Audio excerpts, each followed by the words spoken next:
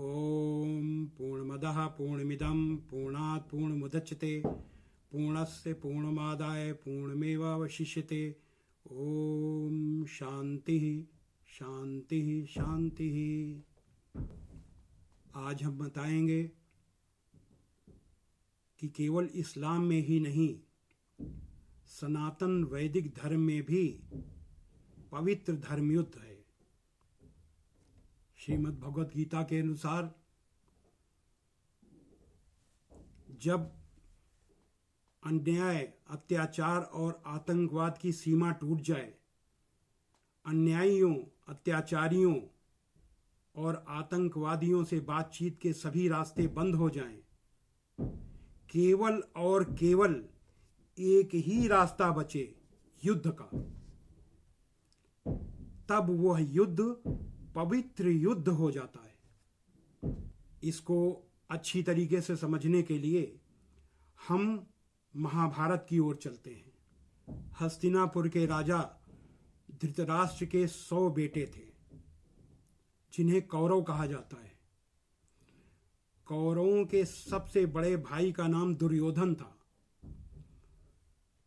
दुर्योधन के 5 चचेरे भाई थे, युधिष्ठिर, भीम, अर्जुन, नकुल और सहदेव। इनमें से युधिष्ठिर सबसे बड़े थे, जो साधु प्रकृति के थे, सीधे साधे थे। भीम, जो बहुत बड़े ताकतवर थे। अर्जुन, जो बहुत ही बड़े धनुर्धर यानी तीरंदाज थे। उसके बाद नकुल और फिर सहदेव। कौरवों के बड़े भाई दुर्योधन ने धोखा देकर युधिष्ठिर से उनका राजपाट हड़प लिया। न्याय के लिए, इंसाफ के लिए पांडव कौरवों के पिता धृतराष्ट्र के पास गए।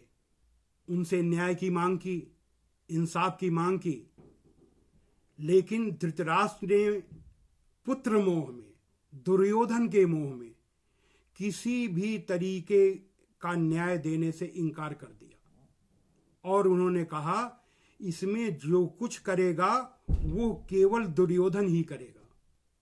इसके बाद पांडव श्री कृष्ण को लेकर दुर्योधन के पास गए। श्री कृष्ण ने दुर्योधन को बहुत समझाया, लेकिन दुर्योधन नहीं माना।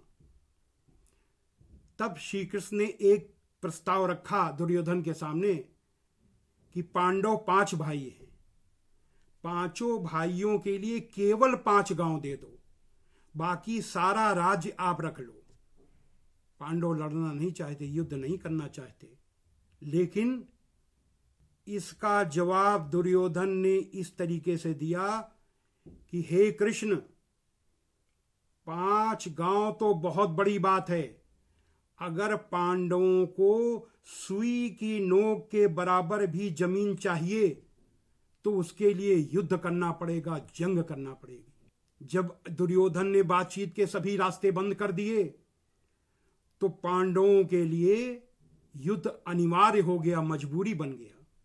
और अभी मैंने बताया गीता के अनुसार, जब अन्याय, अत्याचार और आतंकवाद की सीमा टूट जाती है, अन्यायियों, अत्याचारियों, आतंकवादियों से बातचीत के सभी रास्ते बंद हो जाते हैं, केवल और केवल एक ही रास्ता बचता है युद्ध का, तब वो युद्ध धर्म युद्ध बन जाता है।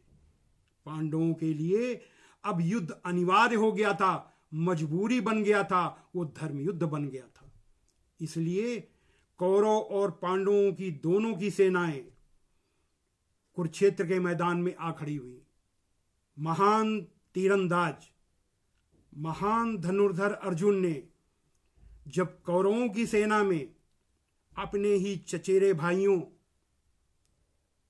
चाचे, दादे, मामे, गुरुओं और मित्रों को देखा तो उसने श्री कृष्ण से कहा कि हे श्री कृष्ण,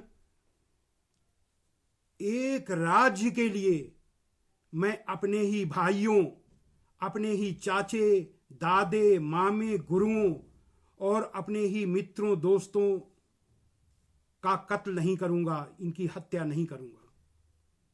मुझे ऐसा युद्ध नहीं लड़ना, मुझे ऐसा राज्य नहीं चाहिए, मैं ये युद्ध किसी भी तरह नहीं लड़ सकता। और यह कहकर अर्जुन ने अपना तीर धनुष रख दिया।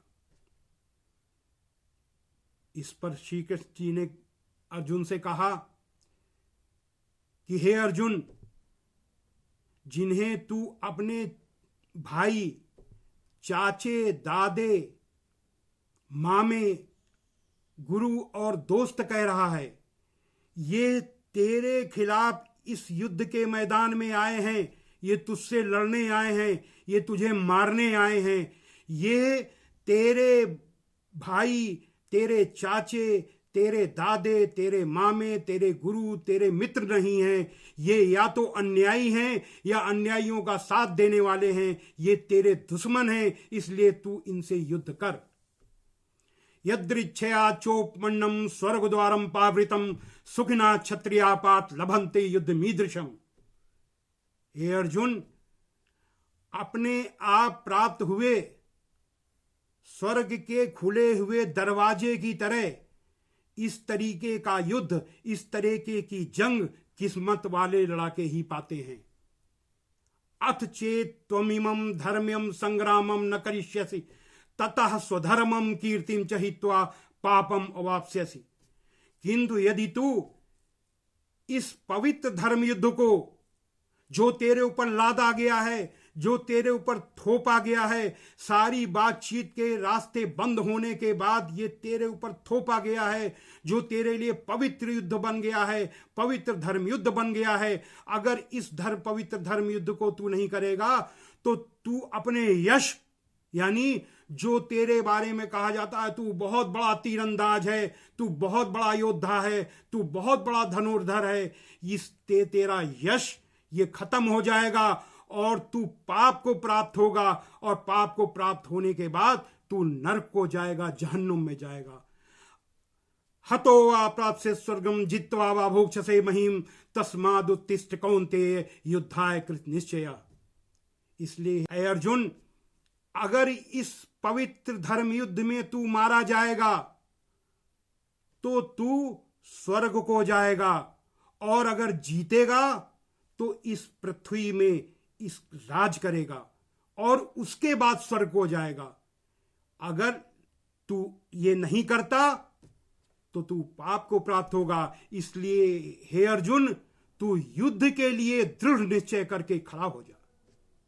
ये है श्रीमद् भगवद गीता में पवित्र धर्म युद्ध, जो श्री कृष्ण के माध्यम से ईश्वर के आदेश के रूप में श्रीमद् भगवद गीता में आया। इसे ही इस्लाम में जिहाद कहा गया।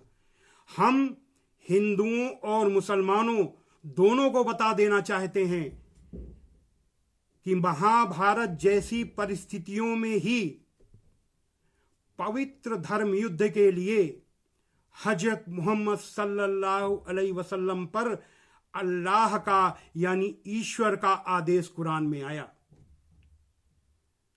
दोनों में फर्क केवल इतना है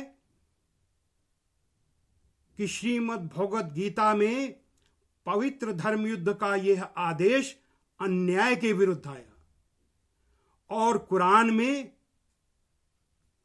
यह पवित्र धर्म युद्ध, यह जिहाद एक ईश्वर की पूजा को रोकने के लिए, एक ईश्वर की पूजा में बाधा डालने के लिए किए जा रहे अत्याचार और आतंकवाद के विरोध में आया।